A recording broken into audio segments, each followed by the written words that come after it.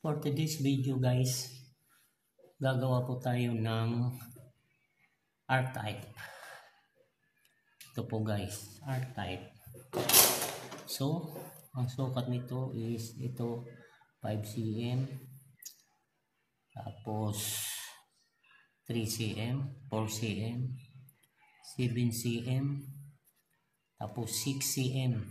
No, yung 6 tapos 3. So yung difference natin ano na 3 cm yung difference natin. I-triangulate natin yan. So sisimulan natin kung paano gumawa ng R-type. Ayan, R-type. Ayan guys, so simulan na natin mga kasiloy. So unang gagawin natin gagawa lang tayo ng ganito. Ito. So, madali lang yan. Ito naka 2 cm na radius. So, radius sa 4 cm. So, madali lang yan. Ganun natin. Pagkukumpas natin ganito guys. Ito.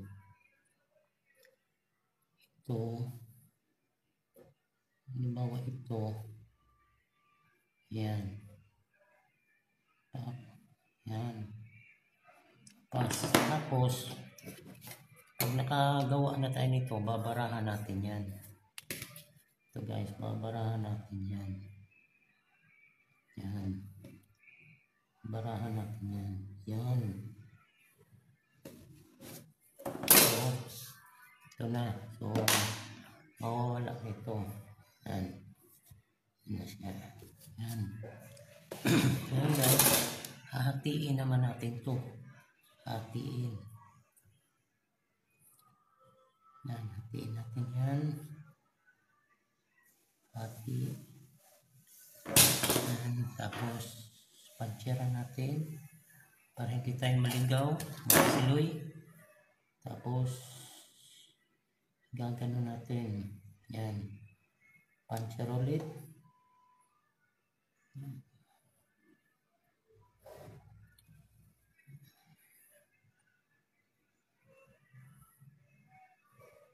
Yan. So, ang formula nito guys, ito lang. Ito, transfer na to guys. Ito, transfer yan. Transfer. Yan. Ito, transfer yan. Ito. So, half drop, half drop, half drop, half drop, tsaka ito, full drop. So, ito, 5 cm, 3 cm. So, yung difference natin, so 3 cm. So, para mamadali na tayo, ito guys, oh. So, 3 cm. Ang kalahati ng 3 cm is 15. So, yan na yung triangulation natin para makuha natin. So, ito pala guys, ito. Ayan. Ayan guys. Puro full drop yan. Full drop.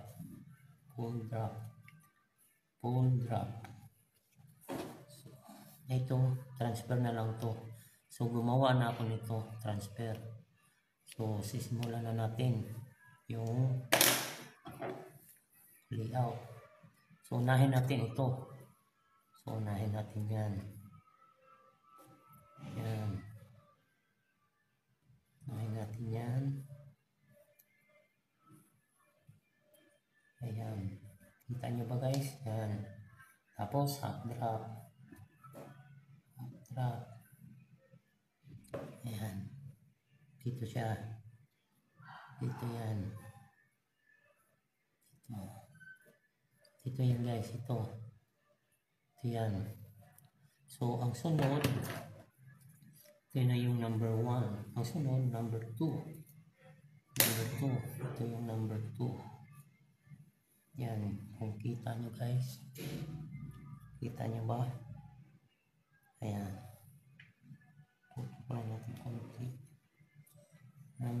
2. So, half drop pa rin.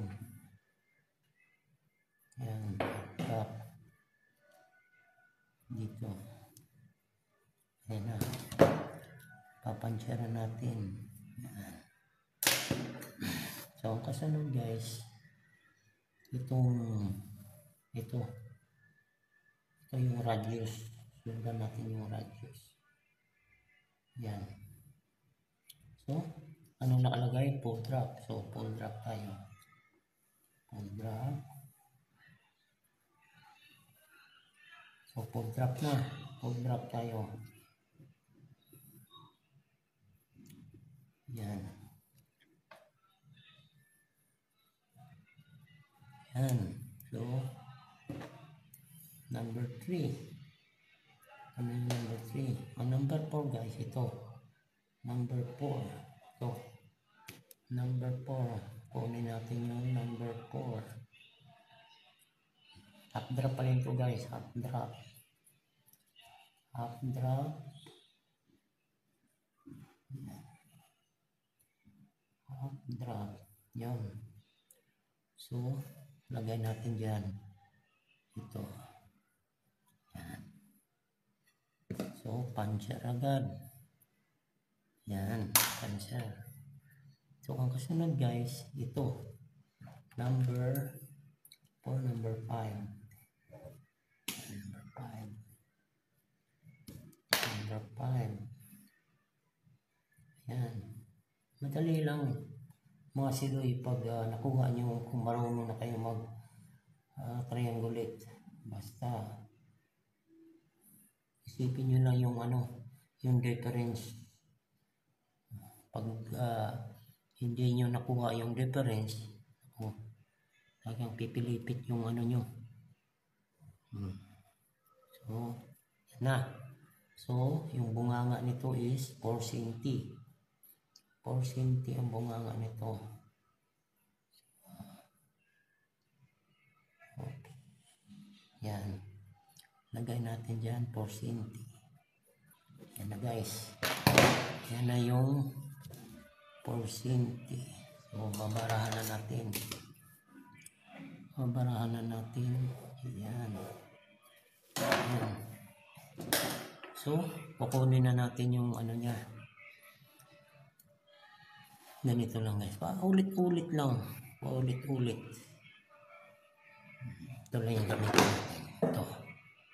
Kasi medyo may, na yan guys, may diferensya na sa katagalan. So, meron siya nagtatanong na bakit daw sa papel. Ay, hindi pwede tayo makapag ganito sa workshop guys. Sa trabaho, hindi tayo pwede makapag-vlog o makapag man lang, makapag-explain. Pakagalitan tayo. Kaya, sa papel lang tayo pwede makagganito. Wala kasing time pag nasa trabaho na guys. Hindi natin ma-explain ng mabuti kasi maingay. Yan. Diyan lang natin ng tapos barahan natin ganyan. Tapos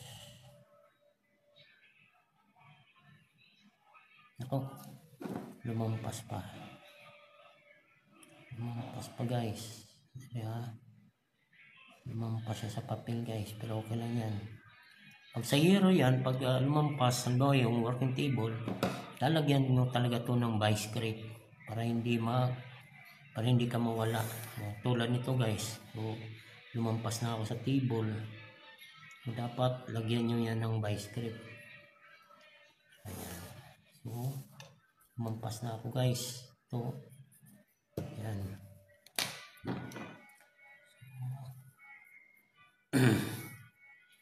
So babaraan na natin. Ayan. Oops. Yun. Yan na guys. Pag nakaganyan guys, talagang pasok siya sa pasok. Sigurado. Perfect yan guys. Yan. At ito naman guys, ito naman yung radius nito. huwag ka dito kukuha nito na ganun, huwag. Kasi mamblema ka dito. So, ang sakto talaga guys, ito talaga yung kukunin mo. Ito. Yan. Yan talaga yung kukunin mo. Tapos, gaganon mo dyan. Ayan. Tapos, gaganon mo yan. Yan na yun. Dito mo lang. Ayan. Yan. So, babarahan na natin. Yan. Tapos, so, ito na yun siya guys. Yan na yun. No? So, ang ano dito guys is ito, out, ito, out. Tsaka in. No? Yan na guys. Oh. Yan, tsaka out rin to. Out. So, tapos na tayo dyan. So, punta naman tayo dito. So, puro half drop to. So, ganito lang guys. Kahit saan dyan, pwede mo kunin. Kahit magsimula ko dito. Ito. Puro full drop to guys ha. Puro full drop. Yan. Puro full drop. Yan.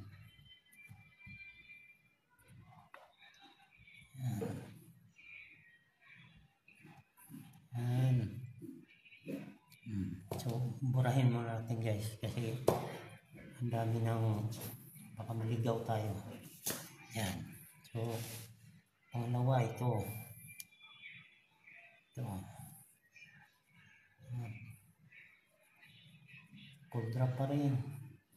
Lahat yan, full drop. Yan. Full drop. Yan. So, kasunod ito. Ito, full drop pa rin. Full drop. Yan, full drop. Yan. So, huwag ka na magano. Kukunin mo na lang yung bunganga nito na 5 cm. 5 cm. 5 cm. Yan na yun. So, napansin nyo guys, umaba siya. Umaba siya, no? So, babarahan na natin. Yan. Tapos,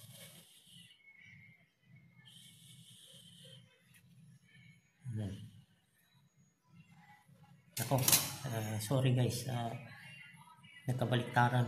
Sorry. Ito yung ano. Sorry. Kabaliktaran pala. Ayan.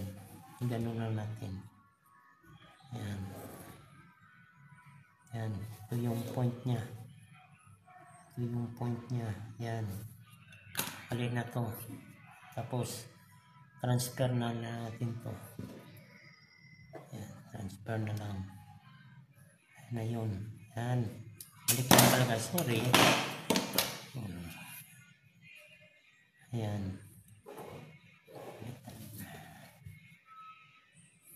Normal lang yung magkamali guys. Pero, magkamali naman tayo. Yan ang guys. Ito, out yan. Out. No. Ito na. So ngayon guys, paano naman kukunin yung bato? Ito guys, ito. Kukunin mo lang yung yan. Yan na yun. Tapos ito. Yan na yan. Tapos ito. Yan. Ito, madali lang to. Parang nakaganon rin yung itsura nito. Yan yung ano niya. Yung batok niya.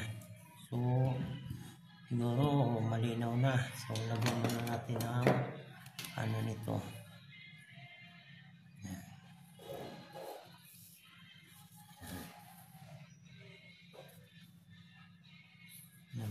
So, 4 cm yan. 4 cm.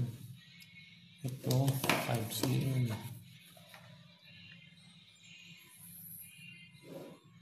Yan. 5 cm. 5 cm. Yan na guys. So, yan na yung R-type. So, Thank you for watching. This is Banjo Jande Fabrication.